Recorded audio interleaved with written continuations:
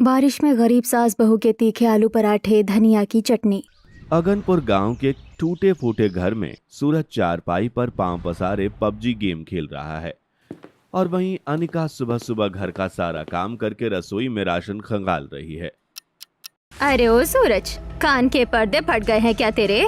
सुबह से गला फाड़ रही हूँ कि उठ जा। घर में एक दाना अनाज का नहीं है और तू है कि उस मनहूस मोबाइल में घुसा जा रहा है। अरे यार, तुम लोग भी ना हर वक्त मेरा भेजा खाने बैठ जाती हो। पबजी में मेरा मैच अपने पिक पर है, जरा 2 मिनट शांति से मुंह बंद नहीं रख सकती क्या?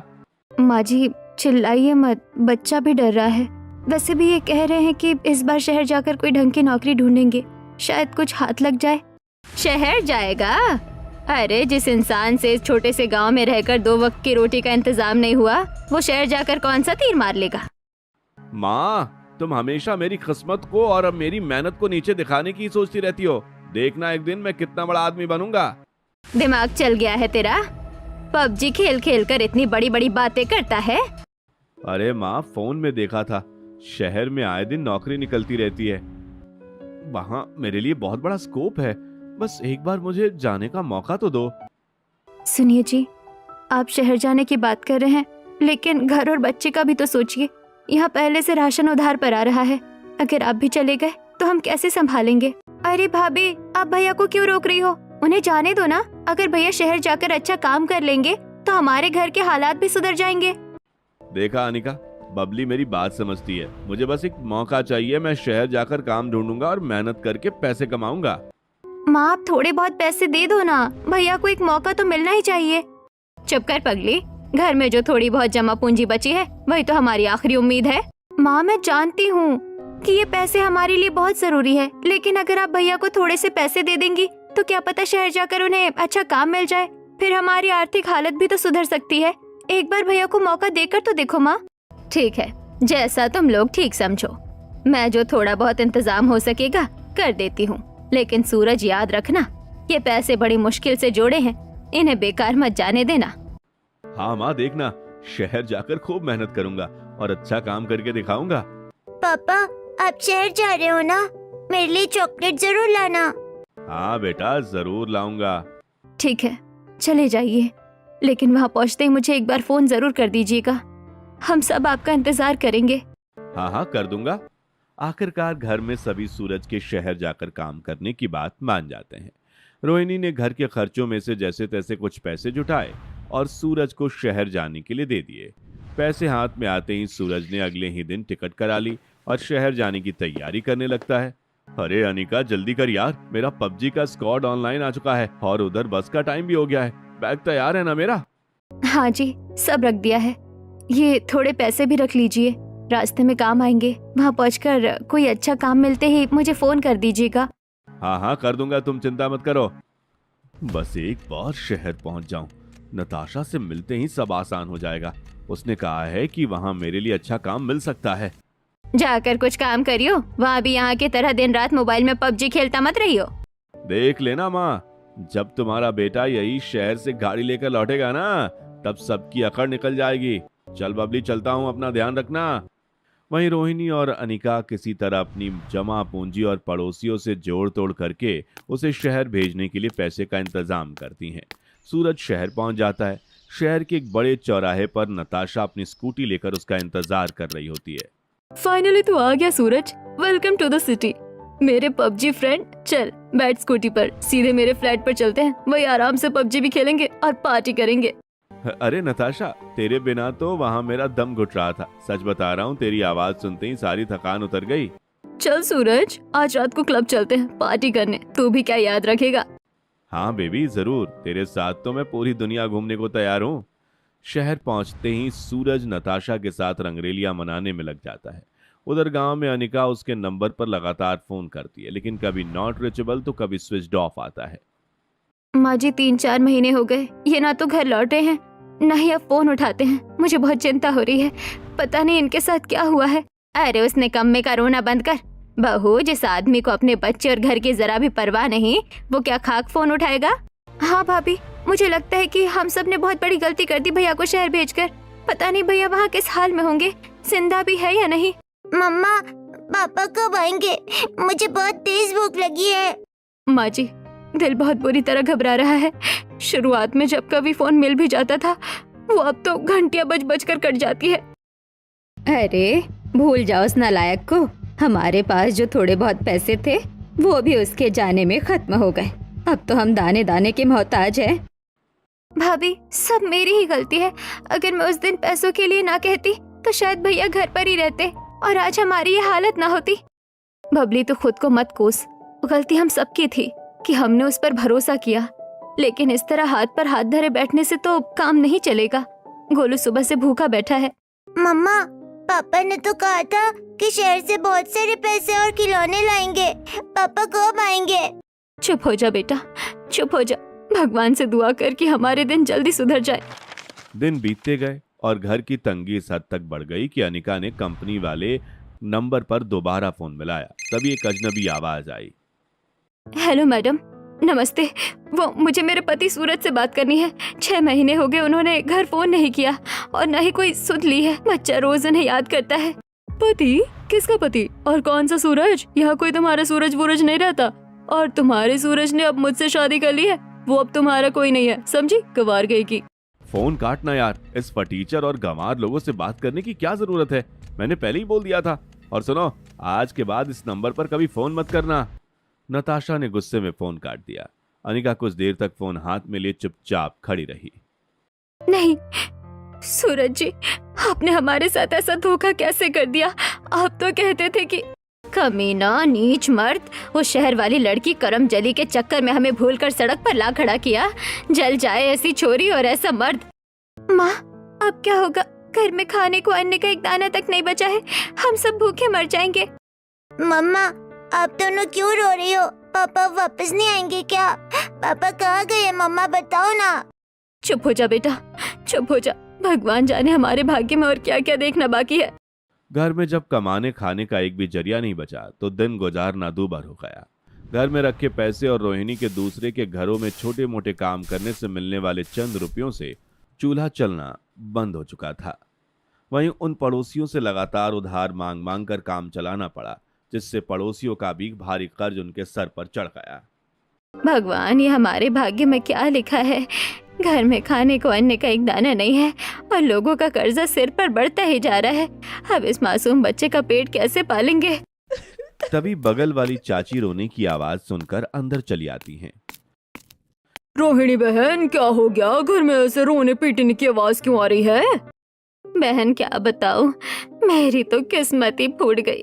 उस करम जले नालायक सूरज ने हमारा ऐसा हाल कर दिया है। शहर जाकर छोरी के जाल में ऐसा फंसा कि हमें ही भूल गया। हे भगवान, ऐसा अनर्थ हो गया। लेकिन अब तुम लोग कैसे जियोगे? वही तो सोच रही हूँ बहन। घर चलाने के लिए एक फूटी कौड़ी नहीं बची। अरे कोई बात नहीं बहन, जब तक मेरे पास थोड़ा बहुत पैसा जुड़ा हुआ है वो मैं तुम्हें दे देती हूँ। जब तक काम चले उससे चला लो, जब आ जाए तब दे देना। पड़ोसी चाची से मिले थोड़े से पैसे और उनकी दी गई मदद से घर का चूल्हा तो जल रहा था, लेकिन तंगी कम नहीं हुई। वहीं हालात को देखकर बबली ने नौकरी ढूंढने का फैसला किया। भाभी, कल सुबह मैं शहर जाऊंगी। मुझे पूरी उम्मीद है कि कहीं ना कहीं 8,000 10,000 की नौकरी तो मिल ही जाएगी। कम से कम घर का कुछ तो सहारा बनेगा। अगले दिन सुबह बबली शहर के बड़े बड़े दफ्तरों और दुकानों के चक्कर काटती है, लेकिन उसके पुराने और साधारण कपड़े की वजह से उसे दुत्कार कर भगा दिया जाता है। बबली मायूस शाम को घर लौटती है। माँ, भाभी, मुझे कहीं भी नौकरी नहीं मिली। सबने मेरे कपड़े देखकर भगा दिया। उन्होंने भिखारी समझकर दरवाजे से ही लौटा देते हैं। रो मत बबली, रो मत बेटा। किस्मत आज खराब है तो कल अच्छी भी होगी। जा, मुंह हाथ धो ले। तभी शांति आती है। उनके हाथों में अपने पेड़ों से ताजी तोड़ी हुई कुछ हरी धनिया, पुदीने की पत्तियां और आलू लेकर वो आती है। अरे बहन रोहिणी, उदास मत हो। मैंने सोचा खेत और पेड़ों से ताजे पुदीना, धनिया, मिर्च आया है। ये खेत के कुछ आलू हैं, तुम्हारे कुछ काम आ जाएगा। बच्चों को कुछ बनाकर खिला देना। भगवान तुम्हें खुश रखे। तुम्हारी मदद के बिना तो इस घर में चूल्हा नहीं जलता। इसके जाने के बाद अनिका तुरंत उन आलूओं को उबालने के लिए चूल्हे पर चढ़ा देती है। तभी छोटा गोलू भूख से बिलखने लगता है। मम्मा, मुझे तेज भूख लगी है। सुबह से कुछ नहीं खाया। पेट में चूहे कूद रहे हैं। बस बेटा, रो मत। मम्मा अभी चूल्हे पर आलू उबालने रख रही है। मैं तेरे लिए गर्मा गर्म आलू के पराठे बनाती हूँ। रोहिणी सिलबट्टा उठाती है और उस पर खटाई, हरी मिर्च, अदरक और भुने हुए मसाले पीसकर चटनी तैयार करती है। दूसरी तरफ अनिका उबले हुए आलू और हींग और जीरे का शानदार तड़का लगाकर मसालेदार स्टफिंग तैयार करती है। जैसे ही तवे पर घी के साथ आलू के पराठे सिकने शुरू होते हैं, उनकी सौंधी और जबरदस्त खुशबू पूरे घर और आसपास के पड़ोस में फैल जाती है। वाह माँ, क्या गजब की खुशबू आ रही है। इस मामूली से आलू और मसाले की महक से ही पूरा घर महक उठा है। उसी समय उधर से गुजरते हुए कुछ पड़ोसी उस खुशबू को महसूस कर उनके दरवाजे पर आ जाते हैं। अरे बहन रोहिणी, तुम्हारे घर से ये किस चीज की खुशबू आ रही है? इतनी बढ़िया महक तो शहर के किसी होटल से भी नहीं आती। अरे कुछ नहीं बहन, शांति जो थोड़े से आलू दे गई थी, बहू उसी के गर्मा गर्म पराठे और सिलबट्टे वाली चटनी बना रही है। वाह, सच कहती हो, तुम्हारे हाथों में भगवान ने कोई जादू दिया है। इतने सादे और मामूली खाने को भी तुमने अपनी कला से शाही पकवान जैसा बना दिया। गर्मा गर्म पराठों का स्वाद और चटनी की लाजवाब महक घर के सभी को खुश कर देती है। गोलू पेट भर चाव से पराठे खाता है। अगले दिन सुबह जब बबली फिर से शहर में काम की तलाश में जाने के लिए उठती है, तो वह अनिका के पास आती है। भाभी, आज मैं फिर शहर जा रही हूँ। रास्ते में बहुत भूख लगती है और पैसे भी नहीं होते कि कुछ खरीद सकूं। आप मेरे लिए वही 2 गर्मा गर्म आलू के पराठे पैक कर देना। बस इतनी सी बात। रुक, अभी तेरे लिए बढ़िया गर्मा गर्म पराठे सेक कर पैक कर देती हूँ। अगले दिन सुबह जब बबली काम की तलाश में निकलने लगती है, तो वह अनिका उसके लिए अपने हाथ के बने 2 गर्मा गर्म आलू के पराठे पैक कर देती है। बबली लोगों से काम मांगती है, लेकिन लोग उसे दुत्कार देते हैं। शाम को जब वो मायूस होकर पैदल पैदल घर लौटती है, तो रास्ते में चौपाटी के पास बारिश में भी हर ठेले पर लोगों की भीड़ लगी हुई दिखती है। बबली थकी हारी घर लौटती है। भाभी, मुझे बहुत तेज भूख लगी है। सुबह जो आपने 2 पराठे दिए थे, वो तो रास्ते में ही खत्म हो गए थे। दीदी, घर में रखे थोड़े से चिल्लर बचे हैं। कहो तो मैं जाकर थोड़ा बहुत राशन ले आती हूँ, जिससे 1-2 दिन गुजारा चल सके। पर ऐसे कब तक चलेगा? रुको भाभी, जब मैं आज आ रही थी तो मैंने चौपाटी पर देखा था कि वहाँ स्ट्रीट फूड के बारिश में भी कितने सारे स्टॉल लगे हैं। लोग तरह तरह के सामान बेच रहे हैं और शाम के वक्त वहाँ बच्चों और पेरेंट्स की कितनी भीड़ होती है। सब चीजें इतनी धड़ल्ले से बिकती है। क्यों ना हम भी आलू के पराठे और माँ के हाथ की वो तीखी धनिया की चटनी बेचने का काम शुरू कर दे। पगली हो गई है क्या तू बबली? कुछ भी मुंह से निकाल देती है। और तो का ये सड़क पर ठेला लगाकर पराठे चटनी बेचना कोई काम है क्या? लोग क्या कहेंगे? नहीं माँ जी, बबली गलत नहीं कह रही है। आज के जमाने में औरतें सब कुछ कर सकती है। घर चलाने के लिए मेहनत करने में कैसी शर्म। ज्यादा हवा में मत उड़ो तुम दोनों, चुपचाप बैठो। घर में अभी थोड़ा बहुत राशन बचा था। अब हाथ पर हाथ रखकर बैठना भी ठीक नहीं था, इसलिए अनिका ने बबली के दिए आइडिया पर काम करने का मन बना लिया। माँ जी, अब और हाथ पर हाथ धरे बैठने से काम नहीं चलेगा। क्यों ना हम बबली दीदी वाला आइडिया मान ले और पराठे का स्टॉल लगा ले। बाहर देखिए, मौसम भी कितना अच्छा है। अरे बहू, तू पागल हो गई है क्या? स्टॉल लगाने के लिए बहुत सामान चाहिए। सबसे पहले ठेला और ठेले का किराया देने के लिए पैसे कहाँ से लाएंगे? और वैसे भी हमारे पास इतना सामान कहाँ है? माँ जी, शांति चाची का ठेला है तो सही, उनके तो वैसे भी काम नहीं आता। हम उनसे बात करके ठेला किराए पर ले लेंगे और जैसे जैसे कमाई होगी उनका किराया चुका देंगे। रही बात सामान की, तो आज घर में जो थोड़ा बहुत राशन बचा है, हम उसी से आज ही आलू के पराठे बना लेते हैं और शाम को चौपाटी पर बेच कर आते हैं। जो पैसे मिलेंगे उससे कल का नया सामान ले आएंगे। अरे बहू, तेरी बातें सुनने में तो अच्छी लगती है, पर पता नहीं ये आइडिया चलेगा भी या नहीं। वैसे ही हमारी किस्मत इतनी खराब चल रही है। माँ जी, वो सूरज जी तो हमें बीच मझधार में अकेले छोड़कर चले गए ना। अब हम दोनों को ही अपनी और इस परिवार की जिंदगी चलाने के लिए कुछ न कुछ तो करना ही पड़ेगा। आखिर हम कब तक दूसरों के आगे हाथ फैला फैला कर अपनी जिंदगी काटेंगे? ठीक है बहू, जैसे तेरी मर्जी। मेरा नालायक बेटा तो मुझे छोड़कर चला गया, पर आज इस मुसीबत के वक्त में मेरी ये बहू मेरा इतना साथ दे रही है, तो मैं तेरा साथ जरूर दूंगी। माँ जी, अब बिल्कुल चिंता मत कीजिए, सब ठीक हो जाएगा। मैंने चाची से ठेला लेने की बात भी कर ली है। शांति चाची से ठेले की बात तय हो गई। अब पराठे के काम की तैयारी शुरू करनी थी, इसलिए अनिका कुछ जरूरी सामान लेने शांति चाची के पास जाती है। चाची नमस्ते, वो हमें थोड़ा धनिया पुदीना और अदरक चाहिए था। आपके पेड़ों और खेत में हरी सब्जियां होती है ना, तो। अरे बहू, तू मांगने क्यों आती है? ले जा जितना चाहिए और साथ में ये थोड़े से आलू भी लेती जा, तेरे काम आएंगे। अनिका खुशी खुशी सारा सामान, ताजा धनिया, पुदीना और आलू लेकर घर लौटती है। माँ जी, देखो चाची ने कितना सारा सामान दे दिया। वो हर तरह से हमारी मदद करने को तैयार है। चल भगवान का लाख लाख शुक्र है। एक काम कर बेटा, तू जल्दी से चूल्हे पर आलू उबालने रख दे और तब तक मैं मसाले की तैयारी करती हूँ। हाँ माँ जी, मैं पहले आलू उबाल लेती हूँ और फिर बढ़िया से मसालों का झक लगाऊंगी। ठीक है, तू मुझे धनिया मिर्च दे दे। जब तक तू आलू उबालेगी तब तक मैं सिलबट्टे पर खड़े मसाले डालकर बढ़िया सी चटनी पीस देती हूँ। रोहिणी जैसे पत्थर के सिलबट्टे पर ताजा हरा धनिया, पुदीना, अदरक, हरी मिर्च और खड़े मसाले पीसना शुरू करती है, उसकी सौंधी और तीखी महक पूरे घर में फैल जाती है। अरे वाह माँ, इस चटनी की महक इतनी जबरदस्त और शानदार क्यों आ रही है? क्या आपने कहाँ से बनानी सीखी? अरे बेटा, ये मुझे मेरी माँ यानी तेरी नानी ने बनानी सिखाई थी। हमारी नानी हमेशा ऐसे सिलबट्टे पर पीसकर चटनी बनाती थी और तेरे नाना तो उंगलियां चाट चाट कर खा जाते थे। हाँ माँ जी, आप बनाती भी बहुत कमाल की हो। आपकी इस चटनी को तो हम भी उंगलियां चाट चाट कर खाते हैं। वैसे माँ, आप इस धनिया की चटनी में क्या क्या डालती हैं? जरा हमें भी तो बताइए। सुन, कान खोल कर, इसमें डलता है ताजा हरा धनिया, अदरक, पुदीना, खटाई, हरी मिर्च और थोड़ा सा गाढ़ा दही। जानती है, दही डालने से चटनी का स्वाद भी बढ़ जाता है और उसका रंग एकदम हरा हरा और खूबसूरत रहता है। अरे वाह माँ, तब तो ये आपकी एकदम सीक्रेट रेसिपी हुई। हाँ दीदी, बिल्कुल माँ जी की ये सीक्रेट रेसिपी है। आजकल लोग तो चटनी को मिक्सर में बनाते हैं, पर मिक्सर में वो टेस्ट नहीं जो सिलबट्टे पर है। अच्छा भाभी, आप भी तो आलू के पराठे गजब के बनाती हो। क्या ये भी आपकी कोई सीक्रेट रेसिपी है? अरे नहीं नहीं दीदी, मैं कहाँ कोई शेफ हूँ, बस ऐसे ही ठीक ठाक बना लेती हूँ। अरे झूठ मत बोल बहू, तू जितने बढ़िया आलू के पराठे बनाती है ऐसे मैंने आज तक किसी के हाथ के नहीं खाए। अच्छा सुनिए फिर, मेरे आलू के पराठे का राज ये है कि मैं उबले हुए आलूओं में घी या तेल के साथ हींग और जीरे का कड़क तड़का लगाती हूँ। गोलू के लिए उस तड़के से पराठे न केवल आसानी से पच जाते हैं बल्कि उनका स्वाद 4 गुना बढ़ जाता है। अरे भाभी, अपने चटपटे तीखे पराठों की रेसिपी बताइए, उसमें आप ऐसा क्या जादू मसाला मिलाती हो? बस आज ही सारी बातें जान लोगी क्या? ठीक है सुनो, तो मैं हरी मिर्च का पेस्ट, आमचूर, सौंफ, गरम मसाला, हरा धनिया और घर का बना हुआ गरम मसाला ये सब डालती हूँ। इसी से तो पराठों में इतना स्वाद आता है। और कभी कभी टेस्ट चेंज करने के लिए थोड़ा बारीक कटा प्याज मिला देते हैं। अरे मम्मा, क्या सच में इतने सारे आलू के पराठे बनाओगे? वाओ, मजा आ जाएगा। अरे ला बहू, जब तक तू आलू तैयार कर, मैं जल्दी से आटा लगा देती हूँ। माँ जी, एक बात कहूँ, इस आटे में ना थोड़ा सा दूध मिला लीजिए, इससे पराठे और भी ज्यादा नरम नरम और सॉफ्ट बनेंगे। रोहिणी आटे में दूध डालकर उसके पराठे बना लेती है।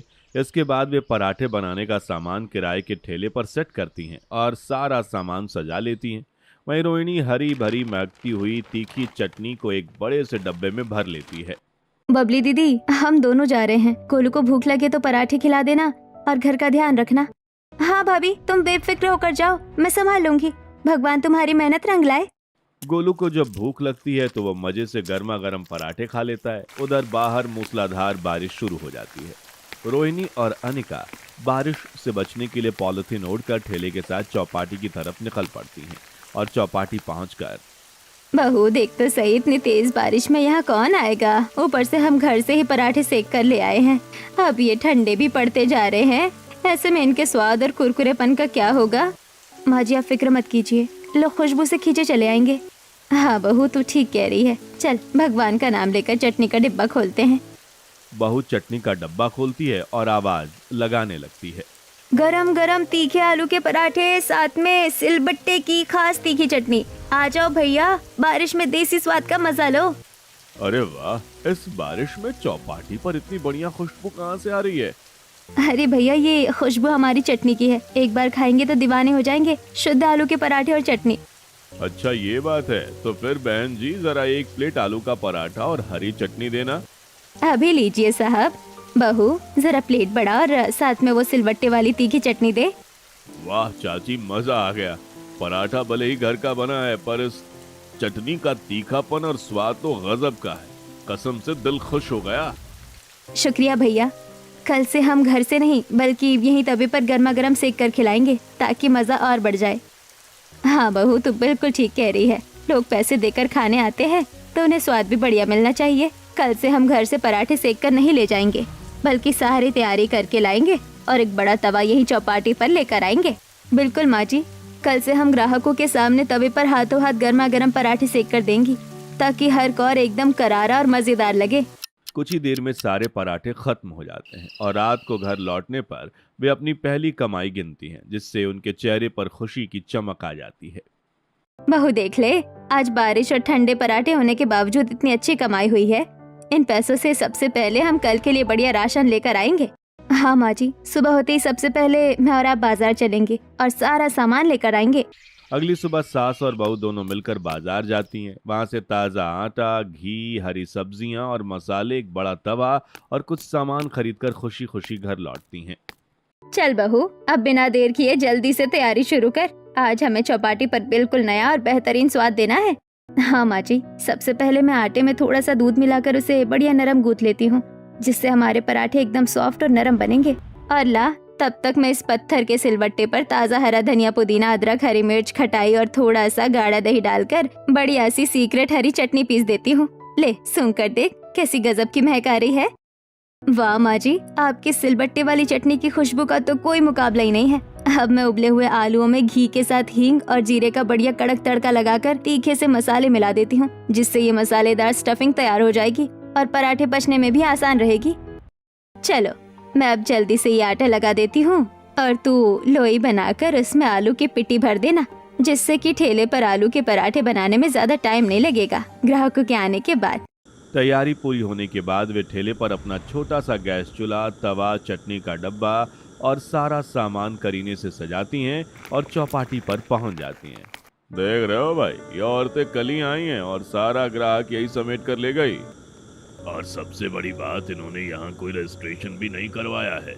बिना परमिशन के हमारी रोजी रोटी पर लात मार रही हैं। रुक, आज ही इनका खेल खत्म करता हूँ। मैं सीधा म्युनिसिपैलिटी वाले इंस्पेक्टर को फोन लगाता हूँ। ठेले वाला फोन निकालता है और कुछ ही देर में 2-3 नगर निगम के कर्मचारी इंस्पेक्टर वहां पहुंचते हैं। ए भाई, ये ठेला किसका है? हाँ, चौपाटी का रजिस्ट्रेशन पास है तुम्हारे? जी साहब, रजिस्ट्रेशन तो नहीं है, हम तो बस कल ही आए थे। बिना रजिस्ट्रेशन यहाँ कोई ठेला नहीं चलेगा। चलो तुरंत हटाओ यहाँ से सामान, हाँ वरना सब जब्त कर लेंगे। साहब, 2 दिन का समय दे दीजिए, हम परमिशन बनवा लेंगे। गरीब लोग हैं साहब। 1 मिनट भी नहीं मिलेगा, तुरंत हटाओ यहाँ से। बाकी ठेले वाले पीछे खड़े होकर मुस्कुराने लगते हैं। वहीं रोहिणी और अनिका अपना ठेला सड़क के दूसरी तरफ ले जाती हैं, जहाँ पार्किंग के पास एक बड़े पेड़ के नीचे थक कर वहीं खड़ी हो जाती हैं। अम्मा जी, अब क्या करेंगे? वो लोग तो हमें चौपाटी में खड़े ही नहीं होने दे रहे हैं। हिम्मत मत हार बहू, तो देख सामने जो पार्किंग की जगह है वहाँ भी तो छाव है। क्यों ना हम फिलहाल यही ठेला लगा लें। पर माँ जी, क्या यहाँ ग्राहक आएंगे? खाना अच्छा होगा ना बहू, तो खुशबू खुद ब खुद ग्राहकों को खींच लाएगी। चल, यही सेटअप लगाते हैं।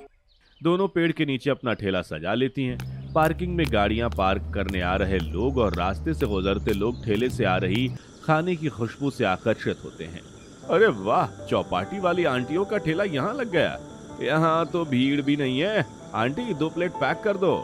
अरे यहाँ, मैं तो इन्हें चौपाटी में ढूंढ रहा था। 2 प्लेट यहाँ भी दे दीजिए। देखते ही देखते पेड़ के नीचे भी ग्राहकों की लंबी लाइन लग जाती है। वहीं ठेले वाले दूर से ये देखते रहते हैं और हैरान हो जाते हैं। चौपाटी पर स्टॉल समेटने के बाद दोनों सास बहू रात को खुशी खुशी घर लौटती हैं और दिन भर की कमाई का डब्बा खोलकर बैठती हैं। बहू, आज तो अच्छी कमाई हुई है। अब पहले वाले से भी बड़ा तवा लाएंगे, ताकि एक साथ 2-3 पराठे जल्दी से सिक जाए।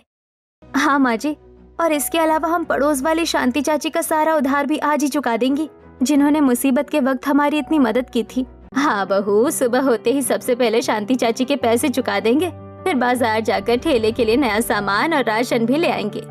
अगले दिन रोहिणी और अनिका ने सबसे पहले शांति चाची का पूरा उधार चुका दिया। उसके बाद ठीक है माँ जी, आज बारिश बहुत तेज है, पर हमें कल की तैयारी के लिए बाजार तो जाना ही पड़ेगा। अरे तो चिंता मत कर बहू, मैं भी तेरे साथ चलती हूँ। दोनों मिलकर जल्दी से सारा सामान ले आते हैं। अगली सुबह दोनों सास बहू मूसलाधार बारिश की परवाह किए बिना बाजार जाती हैं। वहां से बड़ा वाला तवा, ताज़ा आटा, घी, हरी मिर्च और जरूरी सामान खरीदकर खुशी खुशी घर लौटती हैं। माँ जी, आज मैं आलू के पराठों को और भी ज्यादा चटपटा बनाऊंगी। सिलबट्टे पर हरी मिर्च और मसाले पीसकर सीधे स्टफिंग में मिला देती हूँ और साथ में थोड़ा सा नींबू का रस भी निचोड़ देती हूँ, ताकि स्वाद बिल्कुल जबरदस्त आए। बहू, बाहर इतनी मूसलाधार बारिश हो रही है, इस भारी बारिश में हम चौपाटी पर ठेला लेकर कैसे जाएंगे? आप बिल्कुल फिक्र मत कीजिए माँ जी, बारिश के मौसम में ही तो लोगों को ऐसा गर्मा गर्म और चटपटा खाने का असली मजा आता है। देखिएगा, आज हमारे तीखे आलू के पराठे और धनिया की चटनी का कमाल देखना, कितनी तगड़ी बिक्री होगी। अगले दिन जब वो अपना ठेला लेकर मुख्य चौपाटी पर पहुंचती हैं और ग्राहकों की भीड़ जुटने लगती है तो पुरानी जगह के कुछ ठेले वाले उनसे जलने लगते हैं। लीजिए माँ जी, मैंने ठेले के आगे तख्ती पर लिखकर भी लगा दिया है, बारिश में गरीब सास बहू के तीखे चटपटे आलू के पराठे सिलबट्टे की खास धनिया की चटनी के साथ। ठेला लगाते ही कुछ ही देर में उनके पास ग्राहक आना शुरू हो जाते हैं। धीरे धीरे लोगों की भीड़ बढ़ने लगती है और उनके गर्मा गर्म पराठों की खुशबू आसपास फैल जाती है। अरे वाह, कल आपके पराठे खाए थे ना, तब से उनका स्वाद याद आ रहा था। आज आपको ढूंढते ढूंढते यहाँ तक आ गया। जल्दी से 2 गरम गरम तीखे पराठे लगा दीजिए, साथ में वो चटपटी हरी चटनी भी देना। अरे बाप रे, यहाँ तो चौपाटी से भी ज्यादा भीड़ लगी है। बहन जी, हमारे लिए भी 4 पराठे पैक कर देना और वो तीखी चटनी थोड़ा ज्यादा डालना। कमाल है, पुलिस से कहकर हमने इनका ठेला वहाँ से हटवाया था, लेकिन इन्होंने तो उससे भी अच्छी जगह पर दुकान जमा ली। अब तो सारे ग्राहक भी उन्हीं के पास जा रहे हैं। बहू देख ले, इन लोगों ने हमें भगाने की कोशिश की, पर भगवान ने हमारी किस्मत ही खोल दी। आज तो ग्राहकों का तांता लगा है। हाँ माँ जी, बस ऐसे ही मेहनत करती रही तो कुछ ही दिनों में हम अपने ठेले का पक्का रजिस्ट्रेशन भी करवा लेंगे। दिन बीतते गए। उनके तीखे पराठों और खास चटनी का स्वाद पूरे इलाके में मशहूर हो गया। अब रोज उनके ठेले पर ग्राहकों की भीड़ जुटने लगी और कमाई भी अच्छी होने लगी। बहू, इन 4-5 दिनों की कमाई से हमने ठेले का रजिस्ट्रेशन भी करवा लिया और नगर पालिका की परमिशन भी मिल गई। अब कोई हमें यहाँ से नहीं हटा सकता। बहुत अच्छी बात है माँ जी, अब हम वापस अपनी मुख्य चौपाटी पर शान से अपना ठेला लगाएंगे। वापस चौपाटी पर बड़ा सा काउंटर सेट हो जाता है, जहाँ ग्राहकों की लंबी कतारें लगी रहती हैं। तभी एक हेल्थ कॉन्शियस ग्राहक आगे बढ़ता है। अरे भाई, आलू के पराठे और चटनी का स्वाद तो लाजवाब है। हम रोज यहाँ खाना चाहते हैं, लेकिन रोज इतनी ऑयली फूड खाने से हमारा हेल्थ पर भी तो असर पड़ेगा। क्या आप हमारे लिए कोई हेल्दी ऑप्शन नहीं ला सकती?